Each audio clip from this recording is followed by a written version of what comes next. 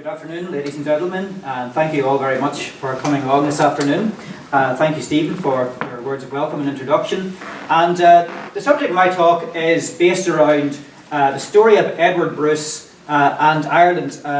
Bruce was in Ireland between 1315 and 1318. My focus today is primarily on the period in the north of Ireland in the year 1315, looking at three key events in the overall Bruce campaign that took place in 1315. Now, in terms of the importance of the story, it is one that I think it'd be fair to say has slipped the popular consciousness. We can think of many other big events in the relationship between Scotland and Ireland, in particular Scotland and Ulster, but the Bruce story is not one that's very well known.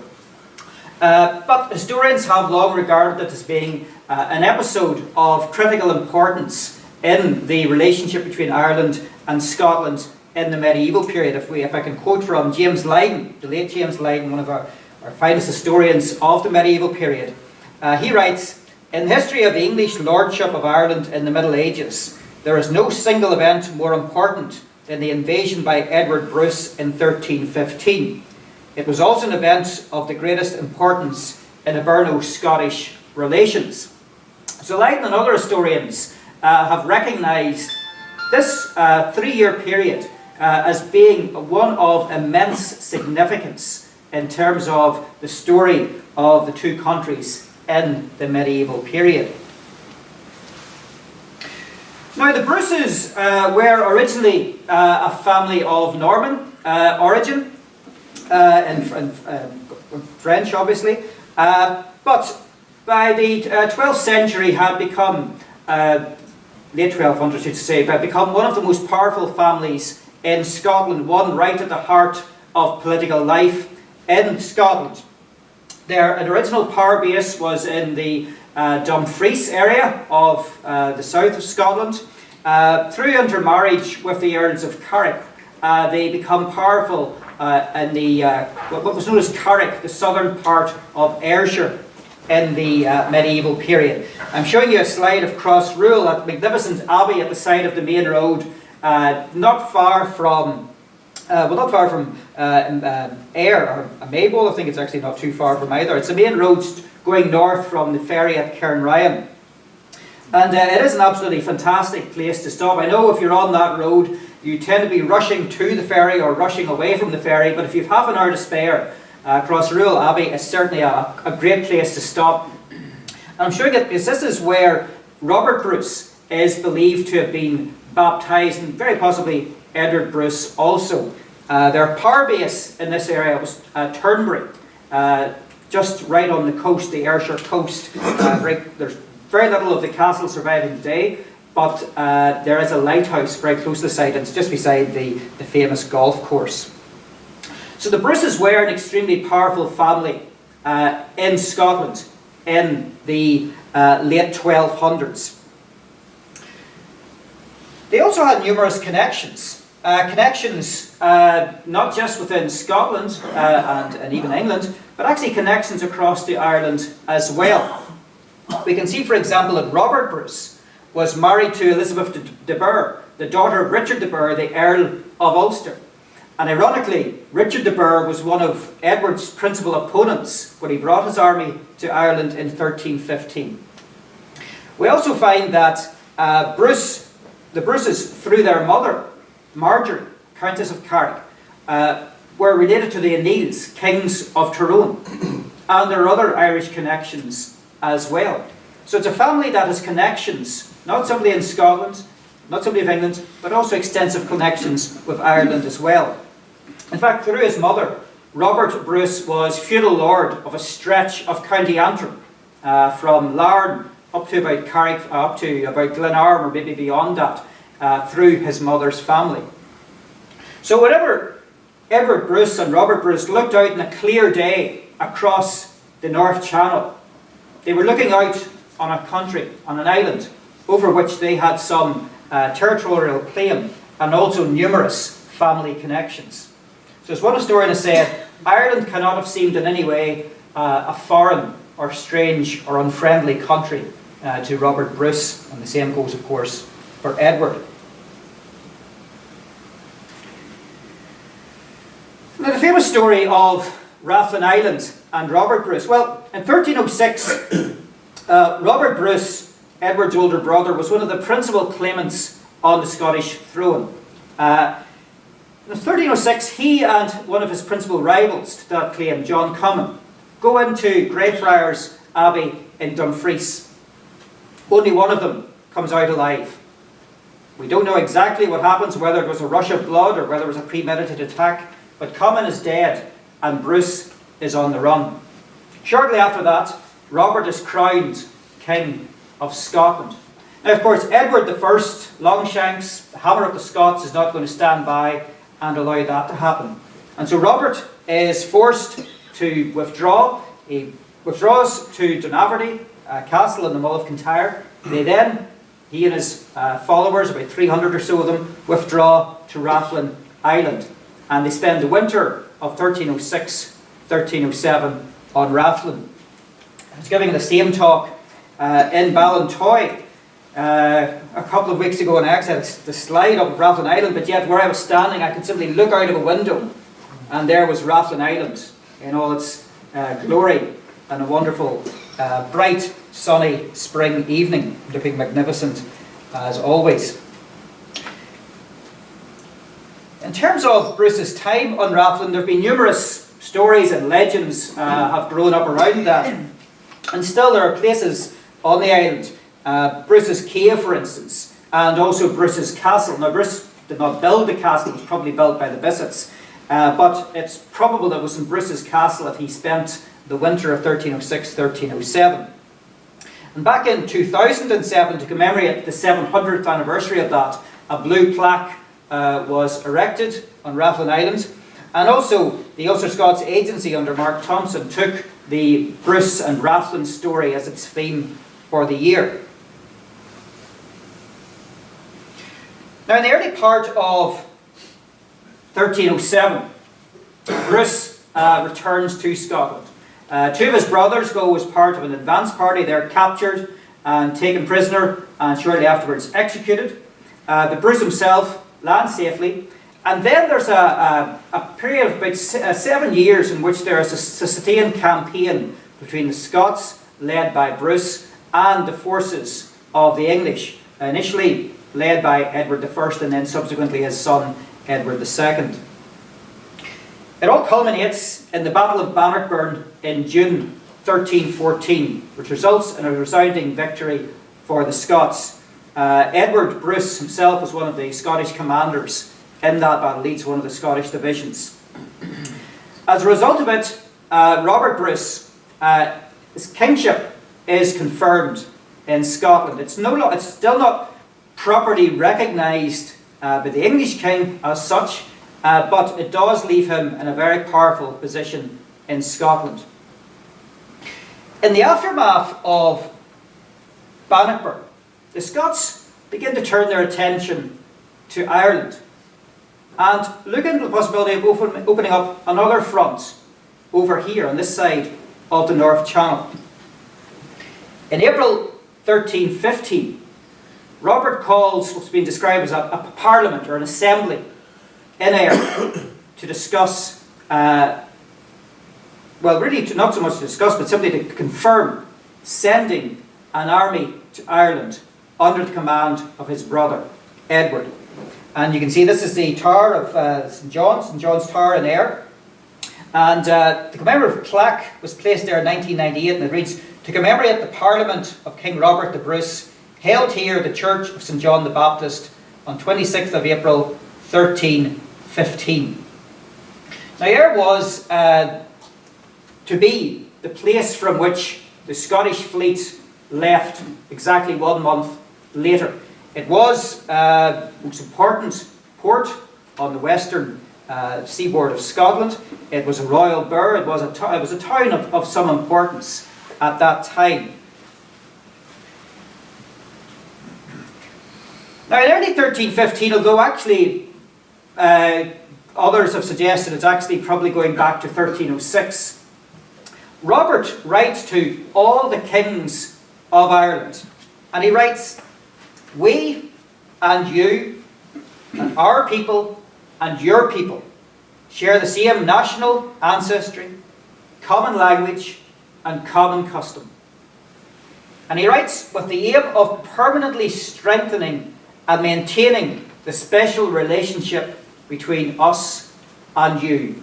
So it's very much a powerful statement appealing to the kings of Ireland and drawing on this notion of a common ancestry, a common relationship between the two, that they should combine their efforts to defeat the common enemy, the Anglo-Normans, the English. Now, some might say, well, Robert's being a bit disingenuous here, isn't he? After all, he is an Anglo-Norman himself. He's of Norman background, Norman-French background. Well, that's true, certainly up to an extent, but don't forget he does have this strong Gaelic heritage as well, inherited through his mother. He does have many connections, familial connections with Ireland. He is related to the kings of Tyrone, for instance, the O'Neills, the kings of Tyrone. But it does give you a sense of the way in which he is reaching out to the kings of Ireland, emphasising the common purpose and the common aims that they have. Now, Edward Bruce was Robert's younger brother. He was someone who had fought with him throughout the campaign that led up to Bannockburn. As I've said, he was one of the commanders commander of one of the Scottish divisions at that battle. He had probably spent the winter of 1306-1307 on Rathlin with his brother. Some of the accounts about him do present him as you might say, an impetuous man, someone who was ambitious, someone who had his own dynastic ambitions. One of the earliest accounts of the entire Bruce period and the story of the Bruces is by John Barber, written about 1375. Simply titled The Bruce. And in it, Barber writes, "Sir Edward Bruce, the Earl of Carrick, who was bolder than a leopard and had no desire to be at peace, thought Scotland too small for his brother and himself. Therefore he set his purpose to be King of Ireland." And Barber here is almost giving the impression that Edward's desire to come to Ireland, to lead this force to Ireland, was motivated by personal ambition. He had seen his brother secure a kingship in Scotland. He wanted a kingship in Ireland. Now, the basis of the fleet bringing the Scottish army to Ireland, and bear in mind this army was reckoned to be about 6,000 men. And when you consider that the Scottish army at Bannockburn wasn't a great deal larger than that, you get an impression of the scale of the operation.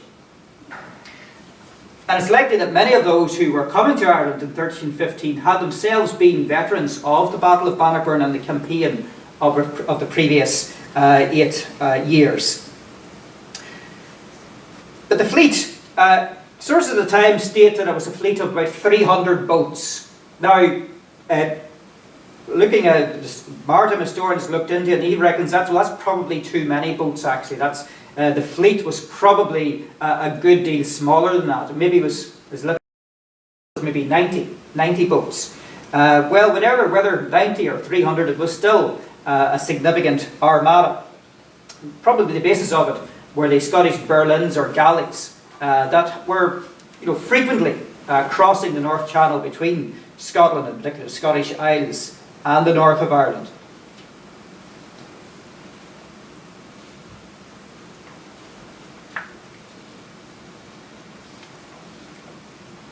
Now, the crossing itself took place almost exactly 700 years ago. The fleet left on the 25th or maybe the 26th of May 1315, leaving Ayr, pushing off out in the North Channel and arriving on the County Antrim coastline.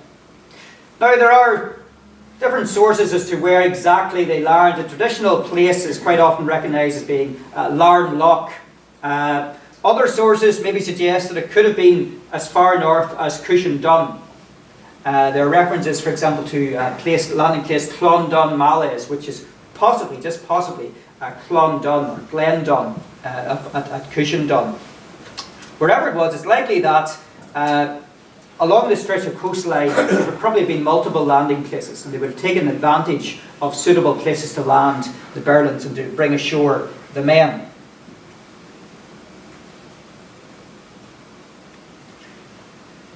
Now, it has captured the imagination of antiquarians and historians. And if we go back to, say, F.J. Bigger, the very renowned historian, antiquarian in the late 19th and early 20th centuries, in 1893 he spoke to the Belfast Art Society on suitable pictures suitable subjects for historical paintings. And this is what he said. On 25th of May 1315, Lord Edward Bruce landed at Olderfleet, Larne, with a great company of Scottish nobility and 6,000 men. What a picture this would make! The current still remains as heretofore, and sufficient of the ancient castle of the Bissets to give an accurate idea of its original appearance. The waters of the loch, covered by an animated squadron of galleys, crowded with armed men, each ship displaying the flag of the clan on board, whilst that bearing the Bruce would be distinguished by a royal banner. Here, Bigger is really letting his imagination flow freely. And he was somebody who recognised the importance of this particular episode in Irish history. Now, Bigger had his way a few years later when the brochure for the Larne Grand Fete and Fancy Fair of 1899 featured the Bruce landing in Larne Loch on its front cover. Now, one could question the accuracy of the boats being represented in the painting, but nonetheless it does show that the episode had captured the public imagination and was something that people were conscious of and aware of at that time. Now, the Scottish Army regroups and begins its onward march. One of the first major encounters, or really the first major encounter, was at Mount Hill, Verloo, not far from Larne, where a huge army of Anglo-Normans and their allies assembled to take on the Scots. The battle resulted in a devastating defeat for the Anglo-Normans and their armies. It's the first big battle, and the Scots win convincingly. Now, the interesting thing is, if we look at the, say, early 19th century sources, the Ardennes Memoirs, we find that the story of the battle had come down through the generations and was something that people were familiar with at that time. James Boyle, who visits the area in 1840 on behalf of the Ardennes Survey, recorded a number of stories about the Battle of Mount Hill. He writes, for example, Bruce's stones and Bruce's cairn, said to have been erected over a general of Edward Bruce, who fell in an engagement between the Scots and the English, in which the latter were defeated at Mount Hill, are still remembered by many of the inhabitants.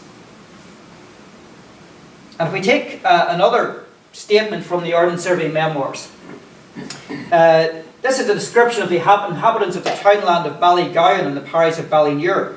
And it says that they were probably of Scottish extraction, and may be the descendants of some Scots who are said to have settled in the townland of Ballygowan in this parish and in that of Verloo during the 14th century, when they came over with Lord Edward Bruce and defeated the English forces under Lord Mandeville at Mount Hill in the latter parish. Now, you can question the accuracy of a statement like that, whether they really were descendants of these Scots, but still, it's the tradition that has come down and still had a hold in the area in the early 19th century.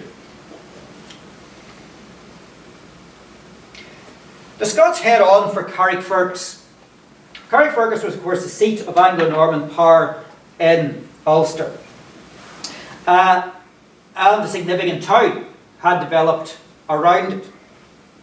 The Scots take the town, but they do not take the castle. In fact, it's not until the following year that the castle finally surrenders to the Scots. A garrison that holds out for a period of about 16 months, actually. The garrison continues to hold out against the Scots. But the town is taken, and the town effectively becomes the Scottish base camp for the duration of the campaign. Now, according to Barber, and also the Irish annals.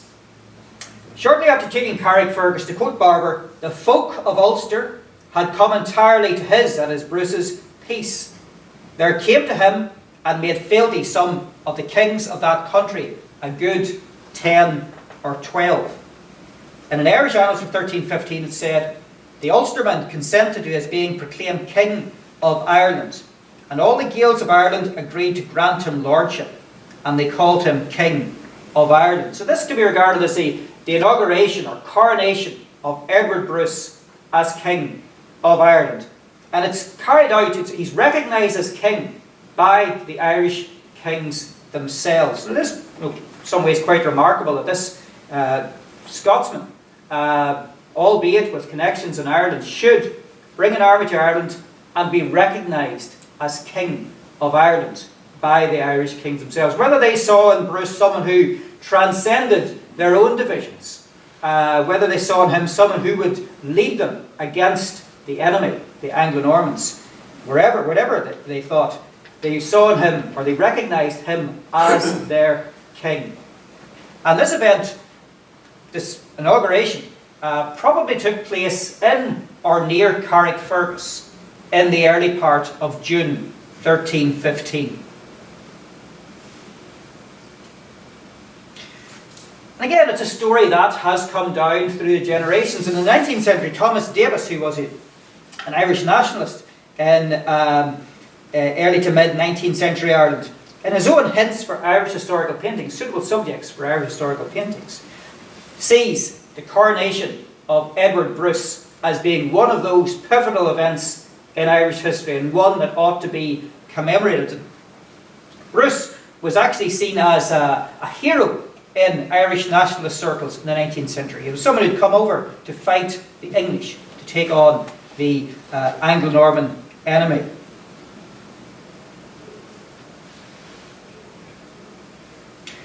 Now the Bruce and his men then head south. They said to have devastated the settlement here in Belfast. They are known to have attacked and destroyed the settlement Dundonald. They also attacked Downpatrick. They probably attacked Dundrum Castle. Continue to head south. We know that they captured Greencastle and placed a Scottish garrison in it, this very fine castle on the shores of Carlingford Lough. And then they continue into County Louth, or it's now County Louth. We can see one of the places that they encounter on their way, Castle Roach, which is an absolutely magnificent castle. It really is one of the finest Anglo-Norman castles. I don't know if anybody has been to it, but it's well worth a visit. It's one of those where you simply park at the side of the road and walk across the field, but it really is well worth the effort. It's actually very close to the South Armagh border in County Louth. This was the castle of the De Verdens, a family that controlled Dundalk. The approach to it is quite magnificent, actually. If you capture it on a good day, it really does leave a very striking impression. You can see it here, the gate, magnificent gatehouse, the sheer drop down below. Anyway, the Scots sack Dundalk, devastated. Now, by this time, a strong Anglo-Norman army had been assembled. Interestingly, the Earl of Ulster himself was not even in Ulster when they arrived. In fact, it seems to have taken them by surprise. He was actually in the west of Ireland when they arrived. But he's back, assembles an army, and the Scots decide to march northwards. Now, whether they marched on the east side of Lough Neagh or the west side of Lough Neagh is not entirely clear. Had they marched on the west side, they would have passed close by Tullyhogue, the inauguration site of the Kings of Tyrone. But either way, they march as far north as Coleraine. Now, any marching army, of course, needs supplies. And they discovered that the Anglo-Normans had assembled huge supplies at Connor, not far from Ballymena. Connor at this time was a place of real importance. It was the seat of a diocese, but it was also a place of secular power as well. So Conor is a strategically important location, and here Richard de Burgh has assembled significant supplies of food. You can see that just recently in Conor, 2 of these signs have been placed, one of each side of the entrances to the village. And in one of the panels in this sign, we have actually a representation of Edward Bruce commemorating the significant battle here. Now, the battle itself is one of the most important in medieval Ulster, and it results in a resounding victory for the Scots. Barber's account of the battle brings out some of the bloodiness of it, the vividness of it. Barber writes, Sir Edward, a little nearby, fought so very boldly that many a doomed man fell underfoot. The field soon grew wet with blood. They fought there with such great fierceness and struck such blows on each other with stick, with stone, and with blow returned, as each side would land on the other, that it was dreadful to see. So it is, as I said, a resounding victory for the Scots. The forces of Richard de Burgh are convincingly defeated, and Richard de Burgh himself withdraws and really plays very little additional part during the Bruce campaign. He's described as a wanderer through Ireland, a man who had lost so much as a result of the Bruces, and not forgetting the irony, of course, that his own son-in-law was Robert the Bruce. Now, the rest of the campaign is one that results in a huge amount of destruction, devastation, and loss of life, but one that really achieves very little for the Scots. As a result of the Battle of Conor, which took place on the 10th of September 1315, Edward Bruce is effectively left the master of Ulster. He's in firm control there. But his intention of rolling out his power throughout the rest of Ireland and taking firm control of the entire island really ultimately is unsuccessful. As I said, it does result in a huge amount of devastation, but the campaigns, which actually reach as far as Limerick, achieve very little from the Scottish point of view. We have a very interesting document from 1317, a remonstrance sent by Donald O'Neill, the King of Tyrone, and the other Irish leaders to the Pope, Pope John the 22nd. And this sets out why they had shown such loyalty and support to Edward Bruce. It's interesting, it's very interesting just to read it, just to see how they thought of Edward Bruce. They write, they had received help and assistance from Edward de Bruce, illustrious Earl of Carrick, brother of Robert by the grace of God, most illustrious King of the Scots, who is sprung from our noblest ancestors, and had unanimously established and set him up as our King and Lord in our kingdom. And they had considered, this is how they described Bruce. They thought of him as pious and prudent, humble and chaste, exceedingly temperate, in all things sedate and moderate. It's a very powerful statement of support for Edward Bruce. That's not to say that every Irish king was fully behind Edward Bruce. That certainly wasn't the case. But Donald O'Neill, certainly the King of Tyrone, proved to be one of his most loyal allies throughout his campaign. They were kinsmen after all. They were distantly related. Now, the Bruce campaign ends disastrously at the Battle of Faughart in October 1318. Edward's army is resoundingly beaten by an Anglo-Norman force. It's said that Edward rushed into battle impetuously, did not wait for reinforcements that were expected, anticipated, took on this force and was defeated. In fact, he is killed in the battle.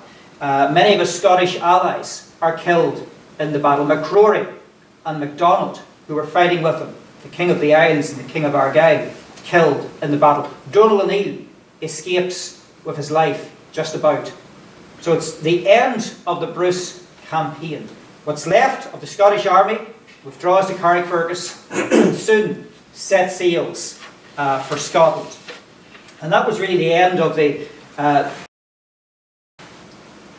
Bruce military connection with Ireland. It's not to say that the Bruces lost all interest in Ireland after that. Robert Bruce was still interested in Ireland, came to Ireland twice near the end of his life. Came to Cushendun and then to Larne, not long before he died. So he's maintained the interest in Ireland, but there was certainly no more military campaigning in Ireland.